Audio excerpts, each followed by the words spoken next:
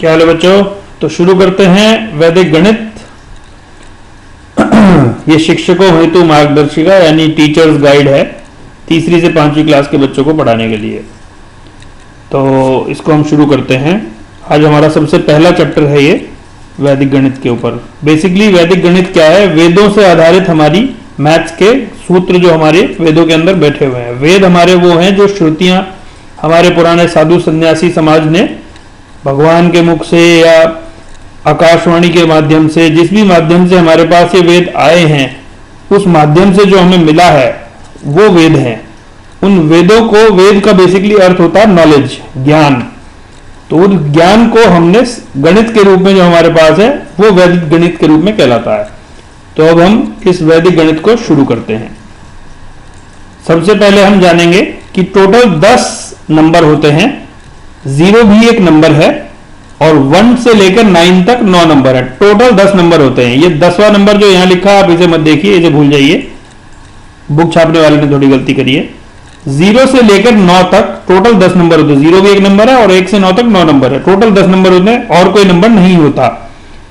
अगर 10 एक नंबर है तो वो 10 नंबर के अंदर 2 यूनिक नंबर है, 1 और 0। एग्जाम्पल, 0 के अंदर कोई और नंबर नहीं है, 0 खुद है, 1 में 1 खुद है। ये सभी नंबर अपने आप में नए हैं, 0 से लेकर 10 तक। इससे पहले कोई कॉम्बिनेशन नहीं है। लेकिन 10 जो नंबर है उसके अंदर 2 नंबर का कॉम्बिनेशन है, दैट इज 1 एंड 0।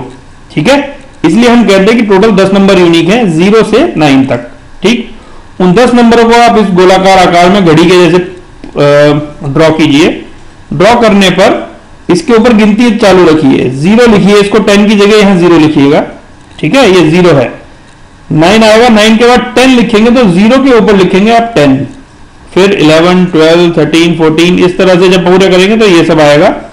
इसमें आप एक खासियत देखिएगा कि एक नंबर जहां है उसके आगे जो दूसरा नंबर आया वो है 11, यानी उसके आखिरी में भी 1, 21 उसके आखिरी में फिर 1, अगला आएगा 31 उसके आखिरी में भी 1। ठीक है, तो कहने का अर्थ यह है 1, 11, 21, 31, 41, 51 ऐसे ही आएंगे। यानी 1 को हम कैसे लिख सकते हैं? 0, 1 लिख सकते हैं ना, 0, 1 या 1 एक ही बात है। तो 0, 1, 1, 1, 2, 1, 3, 1, 4, 1, 5, 1। इसी तरह से यहां देखेंगे 2, 0, 2, 1, 2, 2, 2, 3, 2, 4, 2, 5, 2, 6, 2, 7, 2, राइट, इस तरीके से। तो ये नंबर आपको याद रहे। आगे बढ़ते हैं। ये सर्कल आप देख सकते हैं जिसकी मैं बात कर रहा था। ठीक है, अब मैं आगे बढ़ता हूं।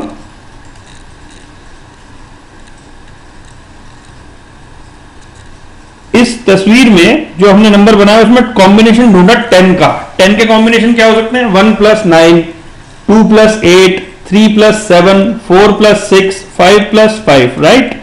ये 0 है, 10 मत काउंट कीजिए, तो 0 + 10 होगा, लेकिन 10 कोई नंबर नहीं है, तो ये कॉम्बिनेशन नहीं हुआ। कॉम्बिनेशन ये बनेंगे 1, 2 और 8, 1 और 9, 2 और 8, 3 और 7, 4 और 6, 5 और 5, यानी टोटल 5 कॉम्बिनेशंस। ठीक है, अब इसके बाद आपने क्या करना है, एक कुछ सवाल प्रैक्टिस क्वेश्चंस जो दे रहा हूं मैं आपको, ये करने हैं आपने।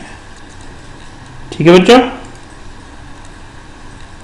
ये सभी सवाल आपने करके मुझे बताने। इसमें ध्यान रखना, क्वेश्चन सॉल्व करते हुए 10 के कॉम्बिनेशन, जब भी मैं 6 में बात करूं आपसे तो 6 के ऊपर क्या जोड़ूं? 4, 10 आएगा।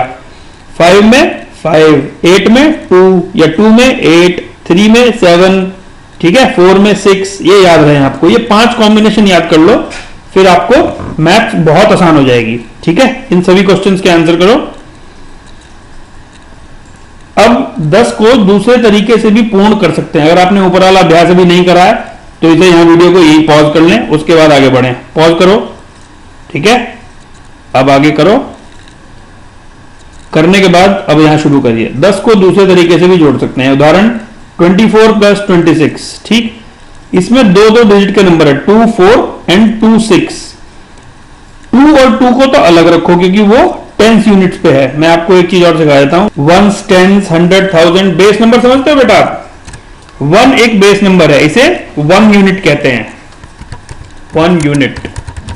उसी तरीके से 10, 2 यूनिट्स, ये भी बेस नंबर है। अगला 100 3 यूनिट है, फिर 1s, 10s, 100, इसे टेंस कहिए आप, इसे 100, फिर क्या करेंगे 1000, 10,000, 1 लाख, राइट।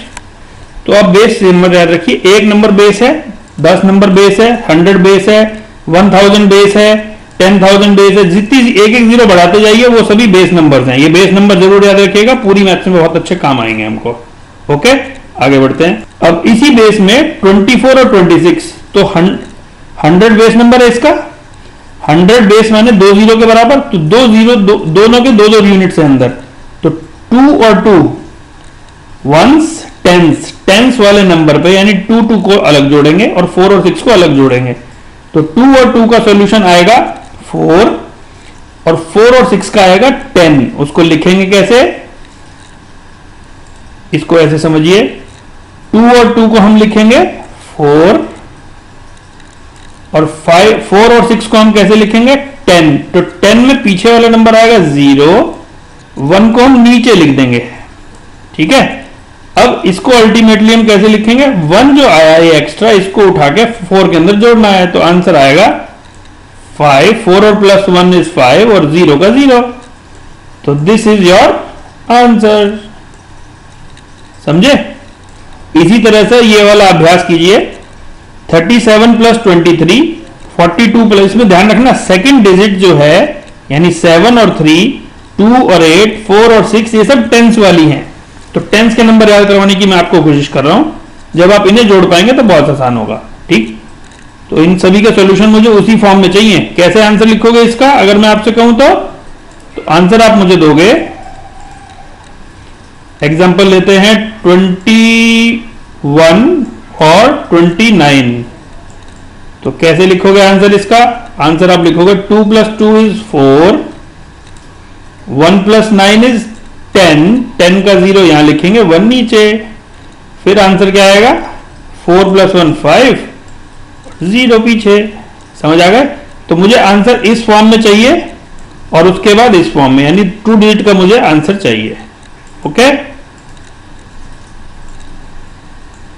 अपने क्वेश्चंस आप नोट कर सकते हो सारे के सारे, वीडियो को पॉज करके अगला चैप्टर में अगली वीडियो में भेजता हूं। अगला चैप्टर मेरा मतलब अगले पॉइंट्स इसी चैप्टर 1 ही चल रहा है हमारा। इस वीडियो का नंबर है 101। ओके, ये पहला वीडियो है अभी तक का।